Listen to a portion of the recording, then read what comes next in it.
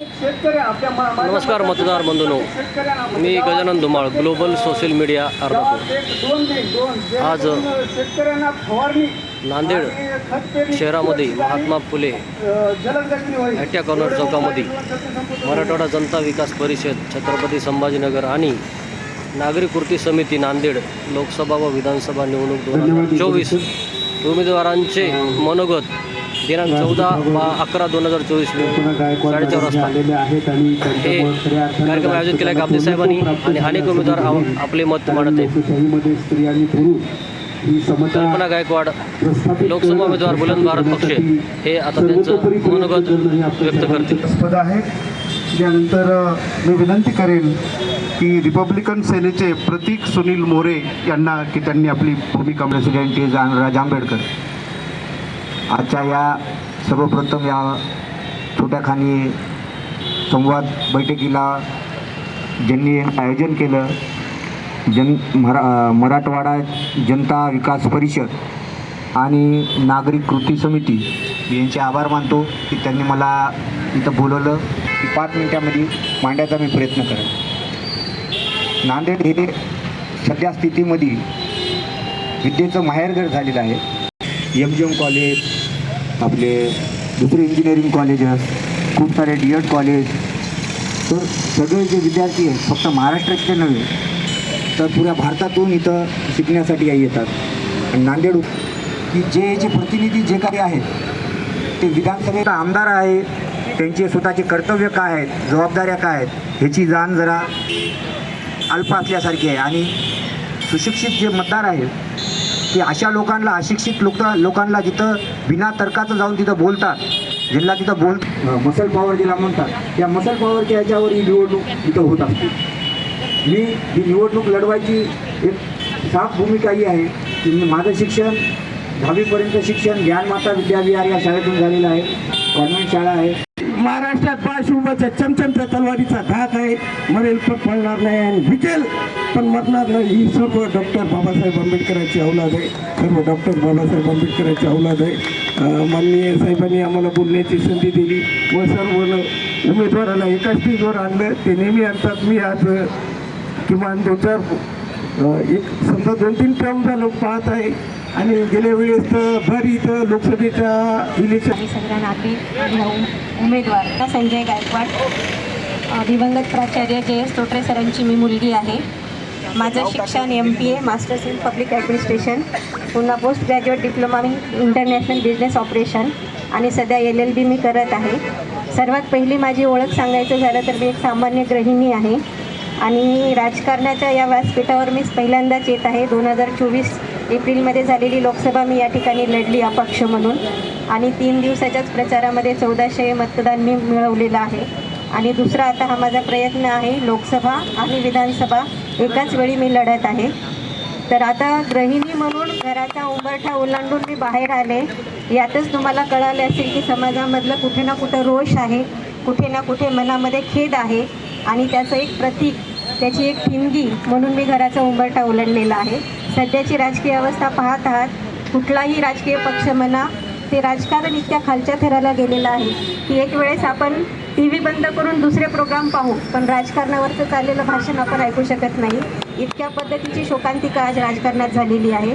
स्वतःला मोठं करण्यासाठी दुसऱ्यांना आपण किती खालच्या थरापर्यंत बोलू तितकं ते बोलण्याची सवय आता राजकारणाला लागलेली आहे। या ठिकाणी स्वतःला मोठं करायचं असेल तर स्वतःच्या कृतीतून स्वतःला मोठं करा, स्वतःच्या कामातून तुम्ही स्वतःला मोठं करा, परंतु इथे आपल्याला उलटं चित्र पाहायला मिळत आहे।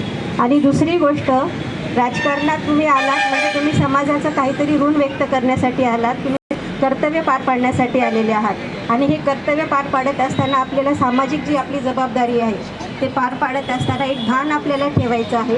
आणि हे भान ठेवत असताना ज्या काही योजना आपण करू त्या योजना करत असताना त्याचा उपयोग आज मी जर एखादी योजना केली किंवा आज मी काही कार्य केले तर 70 वर्षानंतर सुद्धा त्या कार्याचं काय फलित असेल हे कुठंतरी तुमच्या नियोजनामध्ये असायला पाहिजे, जे आता आपल्याला दिसत नाही आहे। मी राजकारणात येत आहे तर नांदेड व्हिजन हे माझं ध्येय आहे, हे माझं स्वप्न आहे। नांदेडचा विकास मला अशा पद्धतीने करायचा आहे की जागतिक दरावर त्याची नोंद घेतली जाईल। जिथे विकासाचा पॅटर्न कोणता असेल तर नांदेडचा पॅटर्न हा जगाने मानला पाहिजे। आणि या ठिकाणी राजकीय पक्षांचे जाहीरनामे आपण पाहत आहात. कुठल्याच राजकीय पक्षाच्या जाहीरनाम्यामध्ये निसर्गाचा विचार करण्यात आलेला नाही. आज आपण पाहत आहोत निसर्गाचा समतोल बिघडलेला आहे.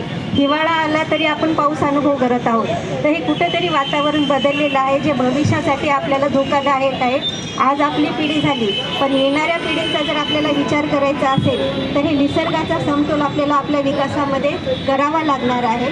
निसर्गाची साथ असेल, निसर्गाला पूरक जर आपण विकास योजना आणल्या तरच आपल्याला भविष्य, आपल्या देशाचं भविष्य, आपल्या नागरिकांचं भविष्य, आपल्या मुलाशाला तसं ते गाव होतं.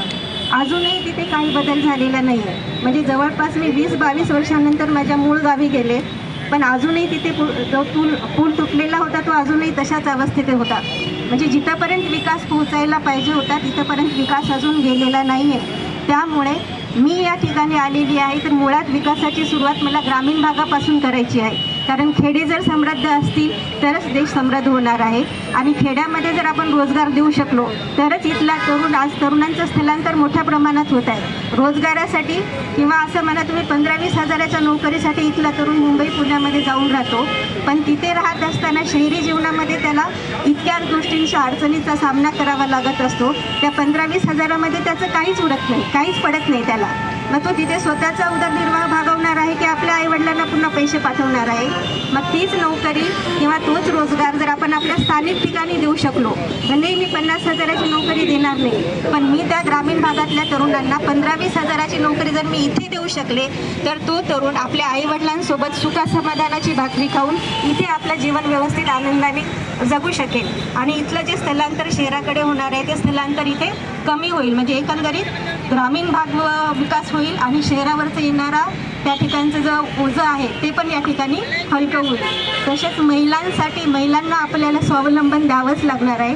कारण महिला जर प्रगती करतील, आपण पाहतो घरात काटकसरीने संसार करण्याची जी त्यांची सवय आहे ती सवय त्यांना भविष्य देशाचं घडवण्याची सवय त्यांना तारक ठरेल, देशासाठी तारक ठरेल. त्यामुळे महिला जितक्या सक्षम होतील त्या तेवढ्या आपल्या देशासाठी. एक इंजिनियर मुलगा जर क्लास 4च्या जागेसाठी जर ॲप्लिकेशन देत असेल तर आपल्याला पाहायचं की आपण शिक्षण देण्यामध्ये यशस्वी झालो आहे, पण त्या मुलांना आपण रोजगार देण्यामध्ये कमी पडत आहोत. आणि आज देशामध्ये, जगामध्ये भारत हा सगळ्यात जास्त तरुण असलेला देश आहे, तरुणाईचा तो देश आहे. आणि हीच तरुणाई 50-60 वर्षानंतर सगळ्यात जास्त वयोवृद्ध असणाऱ्या लोकांचा पण देश हा होणार आहे. मग त्याच्यासाठीच्या काही उपाययोजना आपल्याकडे आहेत का? हे कोणी आपल्या विकास आराखड्यामध्ये मांडत आहे का?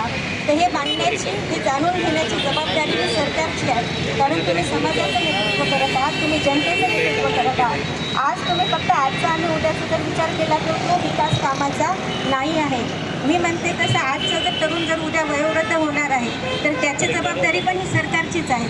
मग त्याच्यासाठीच्या उपाययोजना सांगते की बाबा याच्यासाठी खूप सारा पैसा लागेल किंवा खूप सारे तुम्हाला आलेला आहे का?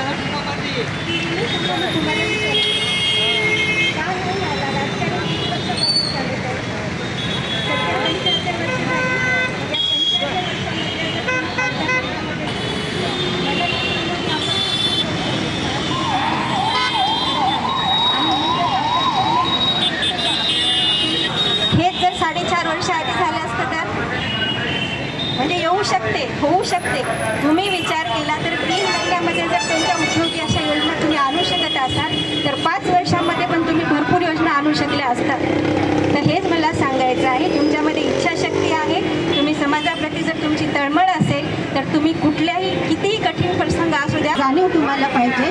आणि अशी जाणीव असणारी लोकं तुम्हाला आज राजकारणामध्ये पाठवावी लागणार आहे, स्वतःसाठी नाही तर आपल्या मुलाबाळांसाठी. आज मनुष्य हा एकमेव प्राणी असा आहे जो स्वतःसाठी जगत नाही, कारण तो कमाई करतो आणि त्यातले अर्धे पैसे काढून आपल्या लेकरांसाठी ठेवतो, कारण तो भविष्याची तरतूद करत असतो. तर अशाचसाठी तुम्ही एक नेतृत्व म्हणून मी तुमच्यासाठी समोर येत आहे. मला संधी द्यावी आणि आपण सगळ्यांचे आशीर्वाद मला मिळावे तेवढंच मी म्हणते.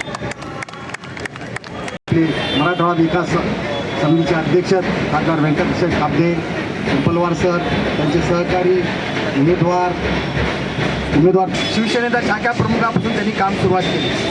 नंतर तो जिल्हा प्रमुख झाला. कल्पना मॅडम, आपण लोकसभा निवडणूक लढवत आहात बुलंद भारत पक्षाकडून.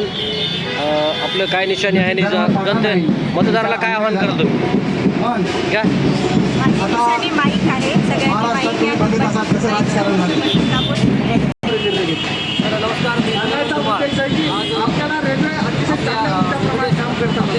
जसं कोकणचा यांनी विकास केला, आर्थिक विकास महामंडळ माध्यमातून कोकण महामंडळ काढलं, तसं मराठवाड्याचं काय काढलं नाही. मराठवाड्याचा काय विकास केला नाही. आपले लोकप्रतिनिधी कमी पडले आहेत. आणि नदीला सांगते की आपण कशासाठी निवडणूक लढत आहोत. साहेबांचे मंजूर केलेले आहे गजानन धुमाळ विधानसभा नांदेड उत्तर लढवत आहे. माझी निशाणी आहे ऑडिट झालं पाहिजे. शेतकरी आणि साहेबांचा मी धन्यवाद देईल की आम्हाला हा मंच उपलब्ध करून दिलेला आहे. साहेब असे कार्यक्रम आयोजित करा. त्याबद्दल मी आपले आभार मानतो.